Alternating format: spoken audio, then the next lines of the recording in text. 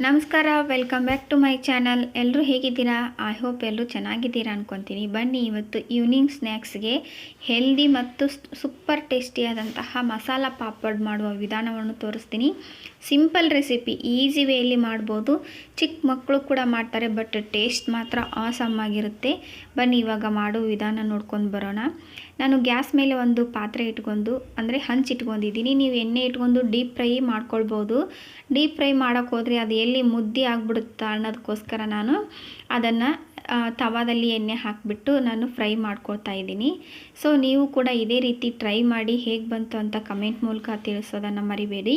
ದಯವಿಟ್ಟು ಹೊಸದಾಗಿ ನೋಡುವವರು ಸಬ್ಸ್ಕ್ರೈಬ್ ಮಾಡ್ಕೊಂಡು ನೋಡಿ. ಇವಾಗ ನೋಡಿರಿ, ನಾನು ಹಪ್ಪಳವನ್ನು ಹಾಕ್ಕೊಳ್ತೀನಿ. ಮೇಲ್ಗಡೆ ಒಂದು ಜಾನ್ಸಿ ಸೌಟ್ ತೊಗೊಂಡು ಪ್ರೆಸ್ ಮಾಡ್ತೀನಿ, ಯಾಕಂದರೆ ಅದು ಮಡಚಬಾರ್ದಲ್ವಾ. ಸೊ ಹಾಗಾಗಿ ಮಡಚಿಬಿಟ್ರೆ ನಮಗೆ ನಾವು ಮಾಡಿಟ್ಕೊಂಡಂತಹ ಮಸಾಲ ಇಂಗ್ರೀಡಿಯೆಂಟ್ಸ್ ಹಾಕೋಕ್ಕಾಗಲ್ಲ. ಸೊ ಹಾಗಾಗಿ ಈ ರೀತಿ ಪ್ರತಿಯೊಂದು ಹಪ್ಪಳನೂ ಕೂಡ ನಾನು ಕರೆದ್ಬಿಟ್ಟು ತೊಗೊತಿದ್ದೀನಿ. ನೀವು ಇಲ್ಲ ನಾನು ಎಣ್ಣೆಯಲ್ಲಿ ಹಾಕಿ ಈ ರೀತಿ ಮಡಿಸ್ದೇ ಇರೋ ರೀತಿ ನೋಡ್ತೀನಿ ಅಂದರೆ ಆ ರೀತಿನೂ ಮಾಡ್ಕೋಬೋದು, ಅದು ಕೂಡ ಚೆನ್ನಾಗಿರುತ್ತೆ. ಯಾವುದೇ ರೀತಿ ವೇರಿಯನ್ಸ್ ಅಂತೂ ಇರಲ್ಲ ಟೇಸ್ಟಲ್ಲಿ.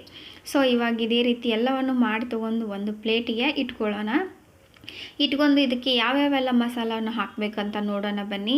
ಇವಾಗ ಒಂದು ಪ್ಲೇಟ್ ತೊಗೊಂಡು ಪ್ಲೇಟಿಗೆ ಒಂದು ಕರೆದಂತಹ ಹಪ್ಪಳವನ್ನು ಇಟ್ಕೊತೀನಿ. ಹಪ್ಪಳಕ್ಕೆ ನಾನು ಚಿಕ್ಕದಾಗಿ ಹೆಚ್ಚಿಟ್ಟುವಂತಹ ಈರುಳ್ಳಿನ ಹಾಕ್ಕೊಳ್ತಾ ಇದ್ದೀನಿ. ನಾನು ಚಿಕ್ಕ ಹಪ್ಪಳ ತೊಗೊಂಡಿದ್ದೀನಿ, ನೀವು ದೊಡ್ಡ ಹಪ್ಪಳ ತೊಗೊಳ್ಳಿ, ತುಂಬ ಚೆನ್ನಾಗಿರುತ್ತೆ. ನೋಡಿರಿ, ಈ ರೀತಿ ಇಟ್ಕೊಂಡ್ಬಿಟ್ಟು ಈರುಳ್ಳಿ, ಚಿಕ್ಕದಾಗಿ ಹೆಚ್ಚಿಟ್ಕೊಂಡಂತಹ ಟೊಮೆಟೊ, ಕೊತ್ತಂಬರಿ ಸೊಪ್ಪು ಹಾಕ್ಕೊತೀನಿ. ಕೊತ್ತಂಬರಿ ಸೊಪ್ಪನ್ನು ಹಾಕ್ಕೊಂಡ ನಂತರ ಇದಕ್ಕೆ ಮಸಾಲ ಏನೇನು ಬೇಕಪ್ಪ ಅಂದ್ರೆ ಚಾಟ್ ಮಸಾಲ ಬೇಕು, ಸ್ವಲ್ಪ ಉಪ್ಪು, ಅಚ್ಕಾರದ ಪುಡಿ, ನಿಂಬೆಹಣ್ಣಿನ ರಸನೂ ಕೂಡ ಹಾಕ್ಕೋಬೋದು. ಬಟ್ ನಾನು ನಿಂಬೆಹಣ್ಣಿನ ರಸ ಬಳಸ್ತಾ ಇಲ್ಲ.